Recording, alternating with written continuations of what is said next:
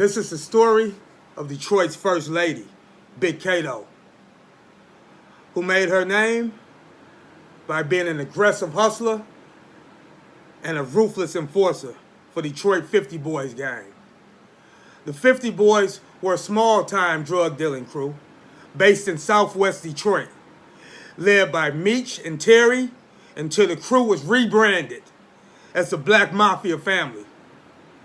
Prior to the rebranding, their name, 50 Boyz, was derived from the fact that they solely sold $50 bags of dope.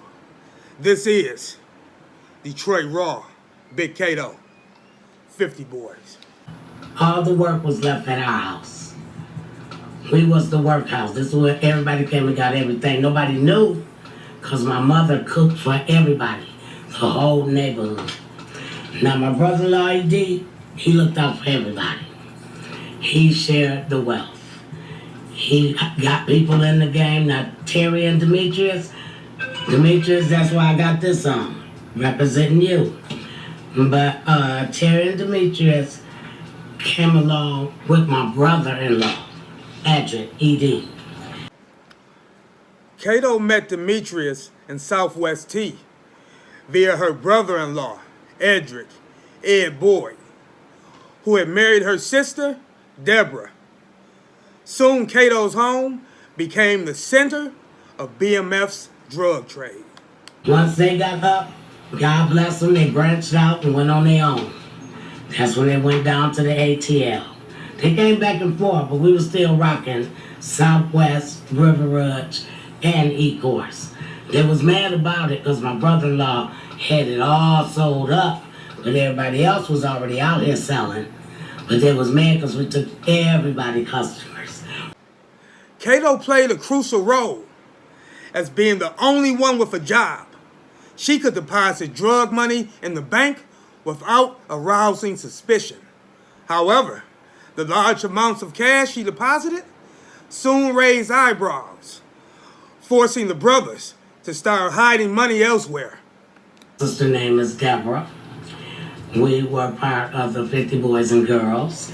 It started off on Bassett Street. A lot of money involved, a lot of dope involved. Back in the day, we used to take bags, garbage bags of money to the bank. I was the only one with a job at the time, so we had to take the garbage bags of money to the bank. Me like a fool going in the bank with 3 bags of garbage. Bank teller counting it out because they knew me. After so long, she was like, look, you can start banding this up into $100. I said, no, I don't think I better come back no more. So we ain't go back to the bank with all the money. We started banding it and keeping it at home.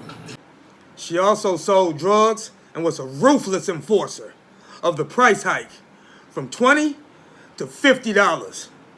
Kato turned away anyone trying to buy the drugs for under $50, prompting her removal from the door job to the big time. Where the 50 Boys name come from, we went from selling $20 rocks to $50 everything. You couldn't buy nothing under $50. So I wouldn't sell the people that come to the door 20s and 30s because I seen them out the window putting half the money in their other pocket. So they fired me. They fired me off the door. So I'm like, y'all kicking me out the game? It was like, no, we're going to send you on the runs. Hey, I like that better because I was making 2 bands of run to the west side. By her own admission, she was given a better job, transporting drugs to buyers paying $2,000 a run. I'm like, y'all kicking me out the gang? Kato said. They were like, no, we are sending you on the runs. She replied, I like that better, because now I was making 2 bands of run to the west side. To work in the washing powder box, my job was to show up. They passed me the money through the window. I popped the hood of the car to get the washing powder, and I take off. Nothing said, as long as I had the bands. Kato was also responsible for hiring cars for the gang to transport their drugs. She told a story one time where she gave Southwest T and Meech her own personal Camaro to use for a run, only for them to crash it. The brothers refused to pay for the damage, but Kato holds nothing against them. They never paid me for my car, she said, but I still love them both as brothers. Peaches and Terry, I had a all-white Camaro. You know, I used to be the one renting everybody cars on the weekend. Because like I said, I had the job. So I would rent everybody car that they needed for the weekend. So Terry and Demetrius came late, so they had to use my car. Next thing we looked up, they had an accident in the car, went to River Rouge jail. I had to get them both out of jail. So I'm like, okay, we got to go get my car. They're like, lady, we gonna need to go get the car from the police station. My car, the two doors was thrown. I sat there trying to say the accident. It looked like two people was trying to sausage to ride. They never paid me for my car. But I love both of y'all, Terry and Demetrius, but y'all know I'm telling the truth. Even though she was a woman, the streets treated her no different. Kato said, the game wasn't always fun, as rival gangs tried to hurt BMF by going after their families and loved ones. They was all hating on my brother-in-law so bad, they wanted to take us out. I mean, seriously, take us out.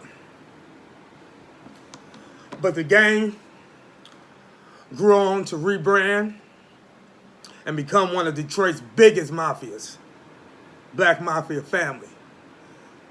This is the story of Detroit 50 Boyz, Big Kato, Detroit Raw.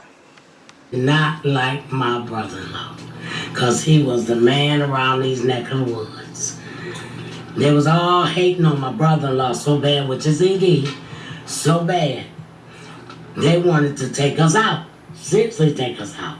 So my brother-in-law bought this bad candy apple red Grand Am. Oh, he was showing out around here. So my sister was driving the Debbie. God rest her soul, she's resting in peace now. But she was driving the Grand Am, started chasing her. She came to this house, jumped out the car, ran in the house. When we'd been to corner, because we seen her past the corner. So we all came to this house, which is my mother's, and he started shooting, and the bullets came through over there.